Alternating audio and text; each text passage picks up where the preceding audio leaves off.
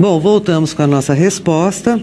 As taxas de juros podem ser cotadas e expressas em diferentes bases e formas. Assim, existem nomenclaturas diferentes para designar as taxas de juros, associando-as ao prazo das operações e ao regime de capitalização.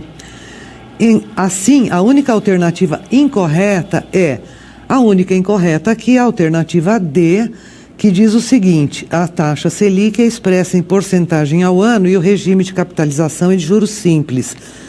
Não é verdade. A taxa Selic é sim expressa em porcentagem ao ano, porém ela não define regime de capitalização. Isso é a taxa básica de juros que vai servir para os bancos comporem as suas taxas nas operações. Agora nós vamos ver a última parte, que é como que as principais operações do mercado monetário e do mercado de crédito. Então nós temos aqui títulos do governo federal. A principal delas é a letra do Tesouro Nacional, ou LTN. Títulos emitidos por bancos públicos ou privados são os CDBs, Certificados de Depósitos Bancários. Títulos emitidos por bancos, especialmente para as operações interbancárias, são os Certificados de Depósitos Interbancários. E títulos emitidos por empresas, que nós temos as notas promissórias para o curto prazo e as debêntures emitidas para o médio e longo prazo. Então, as letras do Tesouro Nacional são títulos que o governo emite para captar recursos com várias finalidades. Primeiro, para financiar o seu orçamento, ou também para recolher dinheiro do mercado, porque os investidores vão e compram essas LTNs. Então, ela tem algumas regras, por exemplo, os valores são sempre múltiplos de 1.000 e o valor nominal ou valor de face é aquele valor que o governo vai pagar no futuro. Então, como já estão embutidos os juros aí, ele dá um desconto para o cliente comprar, é o deságio. Então, esse é o preço pago pelo título, que é o PU. Então, normalmente, as taxas de juros são fixadas em 252 dias por ano, em termos efetivos anuais, sempre. Prazo máximo 24 meses, e a equação é essa, onde eu tenho aqui o valor com deságio, que é o PU, o valor nominal múltiplos de 1.000 lá no futuro, e aqui eu tenho o meu fator de capitalização com a taxa I representada em formato decimal e esse expoente fracionário que me diz o seguinte: esse 252 aqui é a base de dias úteis e DU são os dias úteis da operação que eu fechei. Fazendo uma analogia, eu vejo que é exatamente a mesma equação dos juros compostos. Certificados de depósitos bancários são títulos emitidos por bancos para captação de recursos de investidores. Eles podem ser pré-fixados, pós-fixados, indexados a taxas flutuantes, variação cambial, em função do segmento que o banco pretende atender. Então, ele tem uma carteira corporativa de empresas, tem uma carteira de clientes, pessoas físicas, ou classe média, classe alta. Então, ele formata vários produtos para atender os diversos segmentos que ele atende. O único cuidado que precisa ser tomado aqui são os impostos, imposto de renda e IOF. Se você aplicar num CDB e resgatar antes de 30 dias, paga IOF. Isso vai comer uma parte do seu rendimento. E a alíquota de imposto de renda, ela é bem importante, porque, veja, vai de 15% a 22,5%, variando em função do prazo. Quanto maior o prazo, menor o imposto. Entretanto, até 180 dias se cobra 22,5% de imposto de renda. É importante, então, ficar atento a investimentos que tenham um imposto de renda menor ou que sejam isentos. As notas promissórias, ou commercial papers, são títulos de curto prazo que as empresas emitem para uma necessidade de caixa de curto prazo. E a vantagem dela é que elimina o intermediário financeiro e, com isso, uma série de tarifas, etc. Só que é importante que a empresa tenha registro na CVM, na Comissão de Valores Mobiliários, porque a nota promissória, assim como a debênture, são títulos que são regulados e fiscalizados pela CVM. E elas podem ser negociadas no mercado com desconto, da mesma forma que o desconto simples.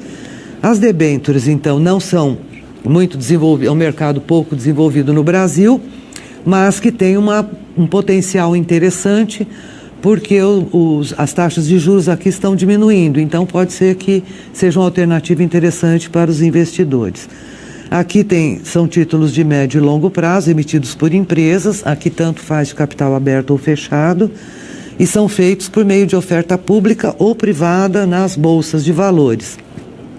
Tem que ter registro na CVM e a remuneração varia de caso a caso, porque pode até remunerar o investidor em participação nos lucros. As operações no mercado de crédito são também várias, mas aqui nós temos 4.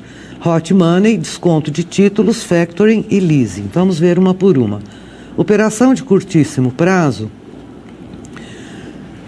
E o custo do dinheiro é muito alto nessa modalidade. As empresas só devem recorrer a isso se elas tiverem uma necessidade muito urgente de caixa de 2 ou 3 dias.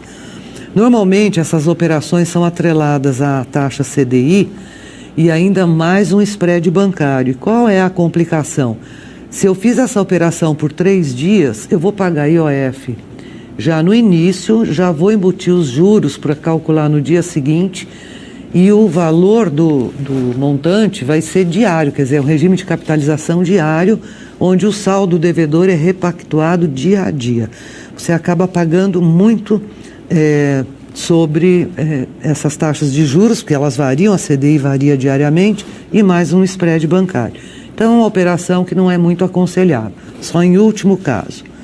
O desconto de títulos já é uma operação bastante tradicional e é muito utilizada por empresas que vendem a prazo e ela funciona no modelo genérico muito simples. A empresa leva todos os seus títulos para a instituição financeira praticamente compra esses títulos com um valor de deságio, que é o desconto. Então, o modelo genérico de uma operação de desconto é essa aqui, o valor descontado é igual ao valor nominal menos o valor do desconto, que foi calculado com base em uma taxa de juros por um determinado prazo. A diferença... essa é uma operação, por exemplo, que incorpora juros simples. Por quê? Porque é calculado antecipadamente.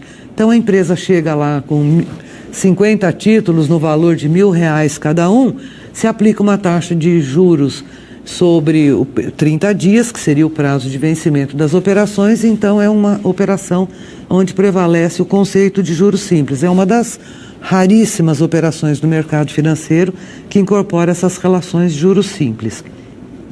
Possui 2 classificações, que é o desconto racional por dentro ou desconto comercial bancário por fora, que não tem muita diferença no modelo genérico. Isso daqui é mais uma questão conceitual para saber onde a taxa vai incidir, a taxa de desconto, se é sobre o valor já descontado ou sobre o valor de face nominal, que é o valor futuro. Então, no mercado, basicamente, se fala em taxa de desconto comercial ou bancário. A factoring, ela lembra muito o desconto de duplicata, só que ela é feita por uma empresa terceirizada.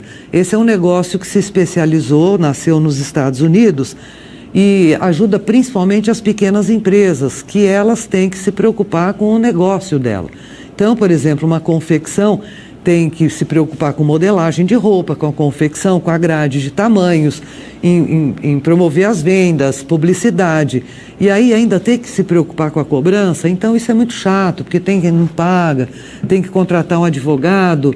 Então esse setor de cobrança fica todo por conta da factoring, né? Então terceiriza, essa empresa compra os direitos sobre os títulos e fica com todos os direitos e deveres. Então, aqui não tem cobrança de IOF nesse caso, como no desconto tem. Por quê? Porque é uma operação financeira, mas os custos e despesas bancários são passados à empresa cliente. E, por fim, a última operação, que é a operação de leasing, aqui no Brasil a legislação define como arrendamento mercantil. É uma opção interessante também para a empresa que precisa de capital de giro e tem um ativo imobilizado bastante bastante valioso, porém já totalmente depreciado em termos contábeis, e a empresa já não consegue mais se beneficiar dessa depreciação para diminuir o imposto de renda. Então ela tem algumas opções e o leasing tem que ser analisado em função da utilização dele em relação aos recursos próprios, porém tem 3 modalidades aqui, né? O leasing operacional, o leasing back e o leasing financeiro. O mais tradicional e mais conhecido é o leasing financeiro, onde o cliente tem no final do contrato o direito de uma opção de compra pelo bem. O que não acontece no leasing operacional, que não estabelece opção de compra para o cliente arrendatário. Então é muito utilizado isso por companhias aéreas, porque de fato elas não têm interesse em manter no ativo delas um avião, por exemplo. Por quê? Porque ela prefere fazer um leasing operacional. Terminado o contrato, ela renova suas aeronaves e com isso ela tem ganhos em termos de manutenção, que é uma coisa bastante cara no sistema de aviação, né? E por fim o leaseback, que é quando a empresa vende os seus ativos ao arrendador e continua utilizando eles. O objetivo é esse, então, é levantar recursos para capital de giro, mas continuar usando as instalações mediante pagamento de um aluguel. Então, vantagens e desvantagens do leasing em relação aos recursos próprios deve ser analisado com muito cuidado e levando em consideração 2 fatores. Qual é o retorno operacional que esse leasing vai trazer para a empresa e qual é a taxa de juros praticada no mercado. É em função dessas 2 variáveis que a empresa vai se decidir qual é a melhor opção, se é alugar por leasing ou usar os recursos próprios. Por quê? Porque a vantagem, no caso de fazer um leasing, é liberar o capital de giro para a empresa. O efeito fiscal também, por quê? Porque a despesa pode ser deduzida do imposto de renda. E os custos de manutenção e risco de obsolescência ficam reduzidos na renovação do contrato, que foi o exemplo que eu dei das companhias aéreas. E como desvantagens, a empresa então não vai poder usar a depreciação como um benefício fiscal para abater o imposto de renda, porque esse bem não pertence a ela. Ela já está usando o quê? A despesa do aluguel. E o valor residual também não é dedutível do lucro tributável, pela razão que a empresa não é a proprietária do ativo. Vamos agora então para a nossa interatividade. Com relação às debêntures, pode-se afirmar que A. São títulos emitidos pelo governo federal e mais vantajosos que outros títulos públicos ou privados. B. São títulos emitidos por instituições financeiras e se diferenciam dos CDBs porque possuem prazos mais longos e são isentos de imposto de renda. C. São títulos emitidos por empresas, geralmente por prazos longos, cuja finalidade é a obtenção de recursos financeiros para a expansão dos negócios. D. São títulos emitidos por empresas sobre normas do Conselho Monetário Nacional. E E. São títulos emitidos por instituições financeiras sob normas da Comissão de Valores Mobiliários. Vamos para a resposta. A resposta correta é a alternativa C. As demais, a alternativa A não é um título emitido pelo governo federal e a B também não é emitida por bancos. Ela é emitida por empresas, geralmente por prazos longos, para obtenção de recursos para a expansão dos negócios das empresas. A alternativa D também está incorreta, porque são títulos emitidos por empresas, sim, mas quem regulamenta é a CVM. E a alternativa E não é um título emitido por instituição financeira, embora seja regulamentada pela CVM. Aqui estão as referências e